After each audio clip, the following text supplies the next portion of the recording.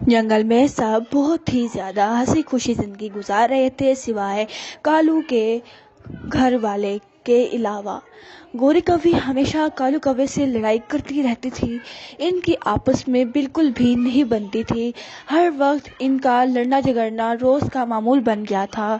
कालू बहुत तंग आ गया था, यहाँ तक कि जग्गू उसका बेटा भी बहुत तंग आ गया था। एक दिन गोरी ने कहा, कालू, इतनी दफा तो मैंने कहा है कि कोई काम ढूंढ लो, घर बैठे तुम हर वक्त बिस्तर ही तोड़ते रहते हो। गोरी गोरी, मैंने क्या कर दिया है अब? तुम तो हर वक्त काम के करने की बात कहती रहती हो। मैं रोज की लड़ाई से बहुत तंग आ गया हूँ। तुम कब मुझसे लड़ाई करना बंद करोगी? हर वक्त जब भी देखो हमारी ही लड़ाई होती रहती है। पूरे जंगल में लड़ोने हम ही हैं बस, और तो कोई है ही नहीं। मेहरबानी करके मत लड़ा करो, मेरा दिल नहीं करता अब लड़ने का। मेहरबानी करके ना लड़ा करो। जो तुम कहोगी मैं वैसा बन जाऊंगा, लेकिन मेहरबानी करके लड़ा मत करो। अब तुम्हें किस चीज से मसला है? अच्छा, तो तुम ये कह रहे हो कि मेरा मसला क्या है? सबसे बड़ा मसला तुम हो कि तुम कोई काम नहीं करते। मुझे कोई शौक नहीं है कि तुमसे मैं लड़ाई करूं। मेरा भी कोई दिल नहीं करता तुमसे लड़ाई करने का, लेकिन जैसे तुम्हें जिंदगी हमें देनी चाहिए थी तुमने आज तक नहीं दी। जग्गू, तुम्हारा बेटा वो भी बिगड़ता जा रहा है। क्यों? क्योंकि ये सारी की सारी तुम्हारी लापरवाहियां हैं। तुम्हें मैंने इतने बार कहा है कि अपने बच्चे को सही तरह समझाया करो, बिठाया करो अपने पास। सारा टाइम, थोड़ा सा लम्हात हमें दिया करो, मगर मजाल है कि तुम हमारी एक मान जाओ तुम। और काम की बात तुम्हें करने नहीं है, तुमने तो बस बिस्तर तोड़ने हैं। अगर तुम कोई काम की बात करो, अगर कहीं तुम काम करने जाओ, वहां से कमा कर आओ, तो क्या जग्गू और मैं एक दाने के लेकर से? बिल्कुल भी नहीं। तुम्हें मैंने इतनी दफा कहा है कि कहीं ना कहीं जाओ। सब कोई ना कोई काम करते हैं, मगर एक तुम हो कि लापरवाह इंसान। ऐसा तो मैं बहुत तंग आ गई। तुम्हारे साथ रहना इतना आसान काम नहीं है। मैंने नहीं रहना। अच्छा, तो तुमने मेरे साथ नहीं रहना? तो ठीक है, मत रहो। मुझे भी तुम्हारे साथ रहने का कुछ शौक नहीं है। और वैसे तुम्हें मैंने 1000 दफा कहा है कि नौकरी पर जाने की तो तुम बात ना ही किया करो, क्योंकि तुम्हें पता है कि मुझे नौकरी पे जाना नहीं पसंद। वहां किसी ना किसी चीज के धक्के खाने होते हैं, तो कभी मेहनत करनी होती है, और मेहनत के काम तो मुझसे होते ही नहीं है। और रही बात जग्गू को नसीहत करने की, वो तुम्हारा बेटा है, मेरा नहीं। और वैसे भी जो बातें तुम समझाती हो तुम उसे समझाओ, मैं नहीं। देखो कायो, मुझसे लड़ाई मत करो। मैं तुमसे लड़ाई नहीं करना चाहती।